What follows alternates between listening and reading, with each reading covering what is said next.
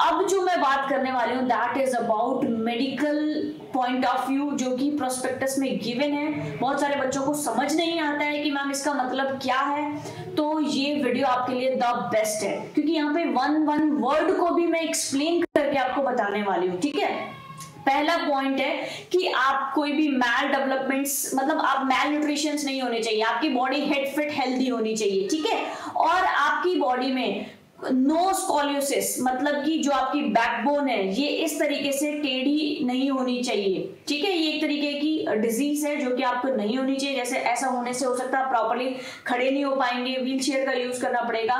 तो अगर ऐसा कुछ किसी बच्चे के साथ होता है तो वो मेडिकली अनफिट होता है। स्पाइन फिबिडा, तो उस केस में इसको हम बोलते हैं कि जो आपकी पीछे स्पाइन होती है, ठीक है, वो क्या होती है, स्पाइन और स्पाइनल कॉर्ड के बीच में वो प्रॉपर्ली नहीं बनी हुई होती है। ठीक है, तो इसकी वजह से भी आपकी स्पाइनल जो स्पाइन है वो प्रॉपर्ली वर्क नहीं करती है, आप प्रॉपर्ली मेडिकली फिट नहीं माने जाते हैं। तो ये दोनों प्रॉब्लम भी आपके नहीं होनी चाहिए, और अदर कोई भी स्केलेटल डिफॉर्मिटीज भी आपकी बॉडी में नहीं होने चाहिए। ठीक है, जिस टाइम भी आपका एग्जामिनेशन होता है। उसके बाद में बोलने में कई लोगों को होता है ना, हकलापन होता है, धीरे धीरे रुक के बोलते हैं, तो ऐसा कुछ भी आपको नहीं होना चाहिए। उसके बाद में no sign of functional organic disease of heart and blood vessels. ठीक है, बेसिकली आपको हार्ट से रिलेटेड, ब्लड वेसल से रिलेटेड कोई डिजीज नहीं होनी चाहिए। आपको लंग्स से रिलेटेड या रेस्पिरेटरी सिस्टम से रिलेटेड कोई डिजीज नहीं होना चाहिए, टीबी नहीं होना चाहिए, क्योंकि इन सब चीजों का टेस्ट होगा, एक्सरे किया जाएगा आपका। ठीक है, डाइजेस्टिव सिस्टम से रिलेटेड आपको कोई प्रॉब्लम नहीं होनी चाहिए, लीवर में, स्प्लीन में, क्योंकि वहां पर भी आपका जो एब्डोमेन है उसके लिए यूएसजी मतलब अल्ट्रासाउंड किया जाएगा उससे। तो ये सारी प्रॉब्लम्स आपको नहीं होनी चाहिए। उसके बाद में हम बात करते हैं मेल मेंबर्स की। ठीक है, तो मेल मेंबर्स में यहाँ पे कुछ इंपॉर्टेंट पॉइंट बताया है। इनग्वाइनल हर्निया कि जैसे जो आपका एब्डोमेन होता है, ठीक है, वहां पर कोई भी एक्स्ट्रा बल्ज नहीं होना चाहिए।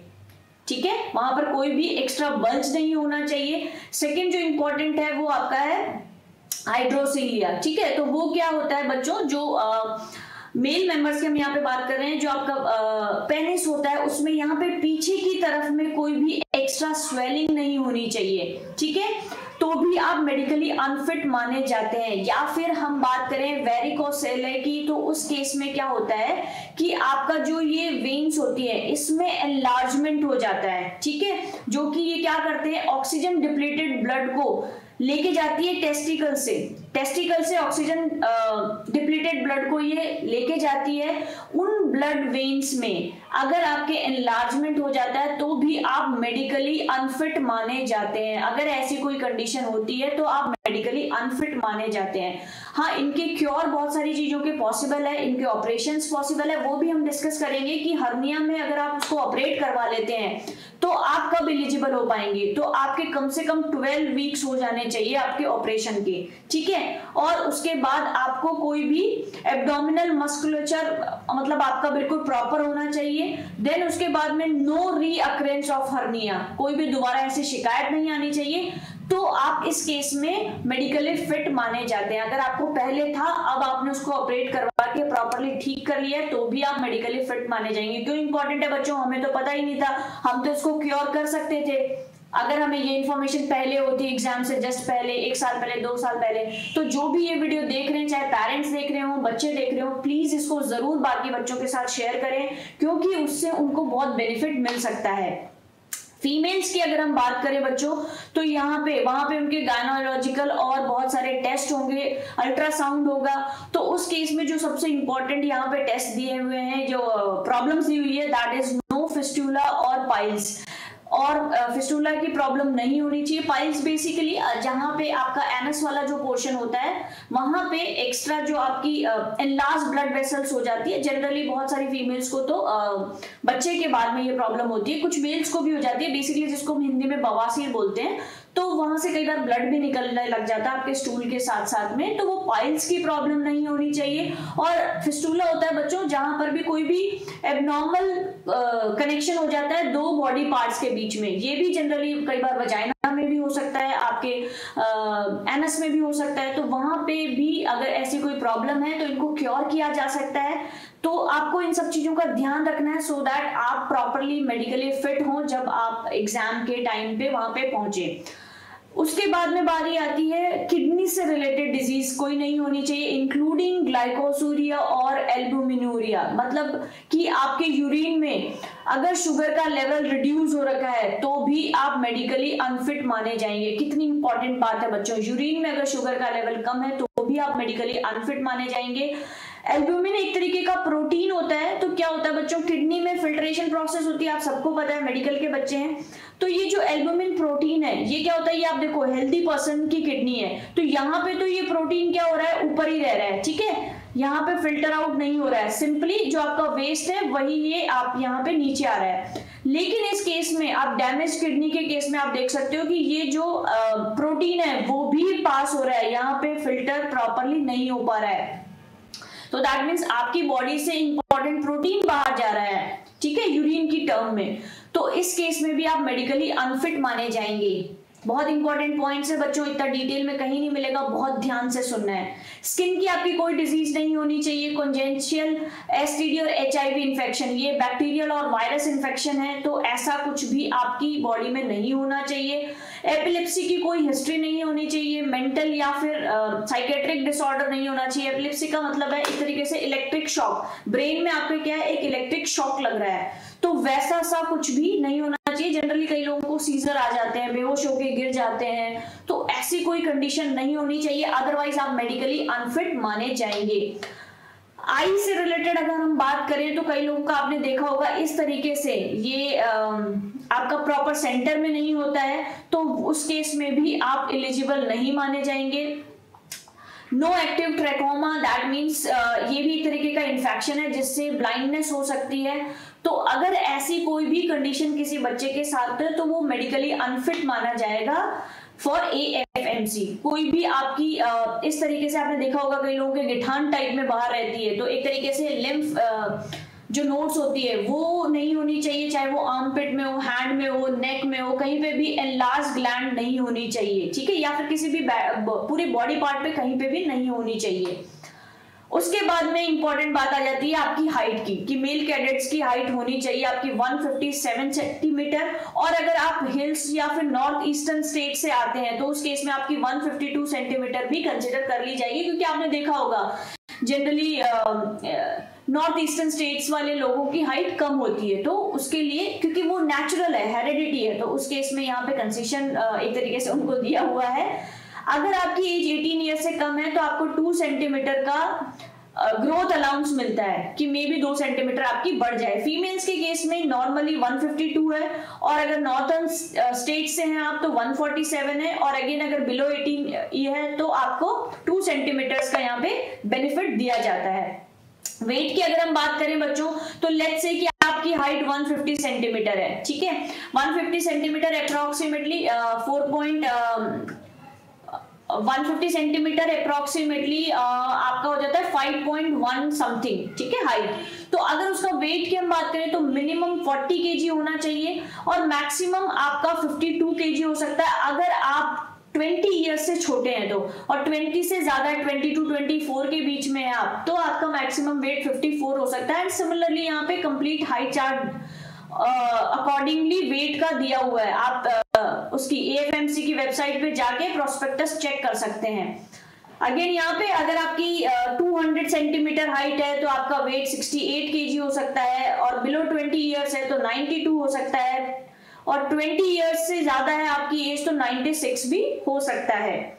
देन उसके बाद में चेस्ट एक्सपेंशन भी आपका चेक किया जाएगा, ठीक है, तो वो सारी चीजें भी आपकी प्रॉपरली फिट होना चाहिए। फीमेल्स के केस में हम देखें तो 145 सेंटीमीटर लगभग 4.9 समथिंग फीट होती है आपकी, 37 मिनिमम वेट है, और इसके बाद में 46 और 48, अगर अगेन 20 to 24 आपकी हाइट है, 25 के अंदर है आप तो आपकी 48 मैक्सिमम वेट हो सकता है, और बिलो 20 है तो आपका 46 वेट होना चाहिए। सिमिलरली यहाँ पे पूरा चार्ट गिवन है बच्चों, आप यहाँ पे जाकर के जरूर अपनी हाइट वेट को चेक करें। उसके अलावा अगेन अगर डेंटल से रिलेटेड आपकी कुछ इशू है तो वो भी आपके प्रॉपरली कैटेगराइज होने चाहिए, ठीक है।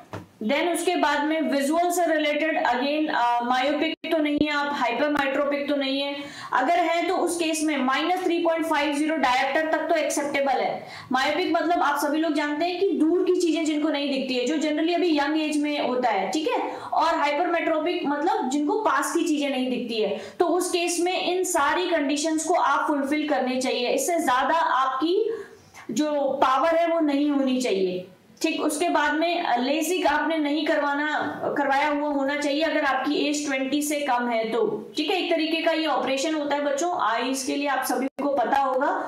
फिर उसके बाद में रेडियो कैराटोमी, मतलब ये भी एक तरीके का आपका आई ऑपरेशन ही होता है जिसमें फोकस बेसिकली कम हो जाता है, तो वो परमानेंटली अनफिट माने जाते हैं अगर किसी बच्चे ने का वो करवा रखा है तो। उसके बाद में आपकी एज अगर आप करवाते हैं तो मोर देन 20 इयर्स आपकी सर्जरी के टाइम पे होनी चाहिए। मिनिमम 12 मंथ्स पोस्ट लेसिक आप अप्लाई कर सकते हैं एएफएमसी के लिए। देन उसके बाद में central cornea thickness equal to और मोर देन 450, आपकी कॉर्निया की थिकनेस इतनी होनी चाहिए। उसके बाद में आपकी axial length by IOL master equal to और लेस देन 26 mm, मतलब ये सारी चीजें आपकी एक एक चीज को चेक किया जाता है कि आपकी नॉर्मल है कि नहीं है आई। क्योंकि बच्चों सोचो, आप अगर मेडिकली फिट नहीं रहेंगे तो आप नेशन के लिए कैसे सोच सकते हो कि आप नेशन के लिए आपको सब चीजें ठीक करनी है, ठीक है। तो उसके लिए आपका ठीक होना बहुत जरूरी है। तो ये सारी टर्म्स एंड कंडीशंस आप एक बार जाकर के प्रोस्पेक्टस में जरूर देखें। हियरिंग स्टैंडर्ड की अगर हम बात करें तो अगेन आपको 610 सेंटीमीटर तक दूर डिस्टेंस से अगर कुछ विस्पर किया, खुसफुस में भी बात की है तो आपको सुनाई देना चाहिए, ठीक है। मतलब आपके अच्छे से आपको सुनाई देना चाहिए। क्या क्या एफएक्यूज होते हैं जनरली बच्चों के कि is there any preparation required AFMC में आने से पहले, तो आपको क्या करना है, अपने कानों का चेक करवा लेना है, इसमें अगर कोई वैक्स है, गंदगी है तो उसको हटवा लेना है। ओवरवेट आपको बिल्कुल नहीं रहना चाहिए। एंड डे 2 पे जब आपको बुलाया जाएगा तो एम्प्टी स्टमक बुलाया जाएगा क्योंकि कुछ आपके टेस्ट वगैरह होंगे, ठीक है। पास सर्जरी मेडिकल जो भी आपके डॉक्यूमेंट्स हैं उनको जरूर साथ लेकर के आए। इस phimosis a ground for rejection, phimosis का मतलब होता है बच्चों जो यहाँ पे अगेन हम मेल मेंबर्स की बात करेंगे, जो आपको पीनिस होता है वहां पे स्किन जो होती है बच्चों, ठीक है। वहां पे आपने देखा होगा यहाँ पे आपकी जो स्किन होती है वो स्किन क्या होती है, जैसे जैसे आप बर्थ के बाद में बड़े होते जाते हैं तो उसका सेपरेशन अपने आप होने लगता है, ठीक है। अगर वो सेपरेशन प्रॉपरली नहीं हुआ है तो उस केस में भी आप मेडिकली अनफिट माने जाते हैं, तो उसके लिए ऑपरेशन की कंडीशन होती है। लेकिन वो आपके 2 वीक्स के बाद ही आप इसके लिए एलिजिबल होते हैं, ठीक है। तो ये सारी इंफॉर्मेशन आपको अगर पहले से पता होगा तो ये बच्चों ये जो छोटी छोटी सी कंडीशंस है ना, डेफिनेटली आप इन सब चीजों से बहुत जल्दी अवेयर होके कोई अगर किसी बच्चे को प्रॉब्लम भी है तो वो टाइमली क्योर कर सकता है। तो उस केस में आप मेडिकली फिट नहीं माने जाएंगे अगर आपने ऑपरेट नहीं करवाया है और ऐसी कोई कंडीशन है तो। उसके बाद में अगर मेरी कोई आई सर्जरी हुई है तो हूँ या नहीं हूँ, तो उस केस में ये बोला है कि अगर आपका लेसिक जो हुआ है वो 20 ईयर से पहले हुआ है तो आप एलिजिबल नहीं है, और अगर उसके बाद हुआ है तो उसके लिए मिनिमम पीरियड इन्होंने बोला 3 months is required for assessment, ठीक है, एक्स्ट्रा ऑकुलर सर्जरी के लिए। देन उसके बाद में बोला है कि what are the criteria for medical fitness if I undergo any surgical procedure, कोई भी सर्जिकल प्रोसीजर होता है तो लेप्रोस्कोपी जो आपका एब्डोमिनल से रिलेटेड अगर कोई सर्जरी होती है तो 24 वीक्स मतलब 24 मल्टीप्लाई बाय 7 आप कर लोगे, अप्रोक्सीमेटली 168 डेज आएंगे, जो कि आप सोच सकते हो लगभग 5-6 महीने वाला जो पीरियड है ना, उससे पहले आपका होना चाहिए। हर्निया से रिलेटेड है तो 12 वीक्स आपके कम से भी कम कंप्लीट होने चाहिए, और लेप्रोस्कोपिक के केस में आपको 8 वीक्स होने चाहिए। For any other surgery minimum 2 weeks तो आपको कंपल्सरी रिक्वायर्ड है ही सही, 15 दिन पहले तो आपने करवाई होनी चाहिए। उसके बाद में कि क्या मेरे कोई एग्जामिनेशंस होंगे, मेडिकल एग्जामिनेशंस डेफिनेटली आपके होंगे, हीमोग्लोबिन आपका चेक होगा, यूरिन का RE, ME, किडनी, लिवर से रिलेटेड सारी इंफॉर्मेशन ली जाएगी आपकी बॉडी की, एक्सरे आपके होंगे, आपके ECG होगा, USG होगा एब्डोमेन का, पेल्विस का, तो वो सारी चीजें आपके चेक की जाएंगी वहां पे, ठीक है। और USG जो होगा, जो डे 2 की हमने बात की थी, वो एम्प्टी स्टमक में होता है, जो भूखे पेट आपको जाना होता है। फिर कॉमन फैक्टर्स क्या है रिजेक्शन के, तो वो ओबेसिटी। जनरली क्या होता है, बच्चे पहले ओवरवेट निकल जाते हैं, तो पहले बाकी चेकअप तो बाद में है, पहले ही आप बाहर हो जाओगे, ठीक है। कुछ आई से रिलेटेड आपके प्रॉब्लम है, फिमोसिस जो हम लोगों ने पीनस के स्किन की बाहर की बात की थी, अगर ऐसा कुछ इश्यू है तो बच्चों पहले से ही आप इन सारी प्रॉब्लम्स को रेक्टिफाई भी कर सकते हो। बट ये रेक्टिफाई कब होगा, जब आपको उस प्रॉब्लम के बारे में पता होगा। किसी बच्चे को कोई भी डाउट आता है, बेझिझक मुझे कमेंट सेक्शन में यहाँ पे पूछ सकते हैं, और आप आगे फ्यूचर में और इतने डिटेल्ड वीडियोस किस टॉपिक पे देखना चाहते हैं वो भी आप मुझसे पूछ सकते हैं। मैं डेफिनेटली आगे उन वीडियोस पे बात करने वाली हूँ। उसके बाद में is there any provisional for appeal if declared unfit during medical examination, कि हम क्या कहीं पे अपील कर सकते हैं क्या, कि अगर हम मेडिकली अनफिट होते हैं तो डेफिनेटली आप कर सकते हो। और वो कहाँ पे कर सकते हो, आप मेडिकल बोर्ड पे जाके कर सकते हो। 24 hours a separate appeal medical board will be convent with in 24 hours of appeal, ठीक है। तो आप एक्स्ट्रा डे लेके चले अपील करने के लिए। देन उसके बाद में कुछ यहाँ पे कॉन्टैक्ट डिटेल्स दी हुई है, आप इन डिटेल्स को देख सकते हैं। कंसर्न अथॉरिटी और इन सब के नंबर्स हैं यहाँ पे, ईमेल एड्रेसेस वगैरह हैं, ऑफिस का एड्रेस वगैरह, सारी डिटेल्स यहाँ पे गिवन है। अब बारी आती है नीट के कट ऑफ की। जी हाँ बच्चों, मेल मेंबर और फीमेल मेंबर दोनों की हमने यहाँ पे बात की है। 19 की हम बात करें 596 फॉर मेल्स एंड फीमेल्स 610 थी। 20 में बॉयज की 618 थी, गर्ल्स की 637 थी। 21 में 609 और 627। देन 22 में 616 और 641। 23 का ग्राफ आप देख सकते हो, बहुत ज्यादा बढ़ गया है, क्योंकि आप सबको पता है कट ऑफ बहुत हाई गई थी लास्ट ईयर, आपने देखा था। ऑल्दो एम्स दिल्ली की अगर हम बात करें तो 705 पे तो क्लोज ही हो गया था। यू कैन इमेजिन 720 में से 705 पे तो क्लोजिंग हो गई थी, ठीक है। तो दैट मींस कट ऑफ तो डे बाय डे इंक्रीज हो ही रही है, but it depends on paper also बेटा, कि पेपर पैटर्न आपका कैसा था, तो अकॉर्डिंगली आपकी कट ऑफ कितनी जाएगी। आप देखो यहाँ पे गर्ल्स की ज्यादा जाती है, क्यों, क्योंकि गर्ल्स की सीट कम होती है, ठीक है। तो अब आपको गेस करके बताना है 24 में क्या रहेगी। ये वीडियो हमने 2 पार्ट में शूट किया बच्चों, क्योंकि एक वीडियो बहुत लंबा हो रहा था, तो आप इसके दोनों पार्ट जरूर देखें। एक वीडियो में हम मेडिकल से रिलेटेड बातें और कुछ FAQs डिस्कस करेंगे, और दूसरे वीडियो में हम लोग बाकी सारी डिटेल्स जो कि आपके लाइक उसकी क्या एलिजिबिलिटी क्राइटेरिया होना चाहिए, क्या कट ऑफ रहती है, कितना उसको पे स्केल मिलता है बच्चे को, और जितनी भी उससे रिलेटेड जानकारी है, नंबर ऑफ सीट्स क्या है, उन सब के बारे में हम डिस्कस करने वाले हैं। सो एंड तक आपको दोनों वीडियोस को कंप्लीटली देखना है। Thank you. आई होप सारी इंफॉर्मेशन आपको मजेदार लगी होगी और बहुत मजा आया होगा इस वीडियो को देख के।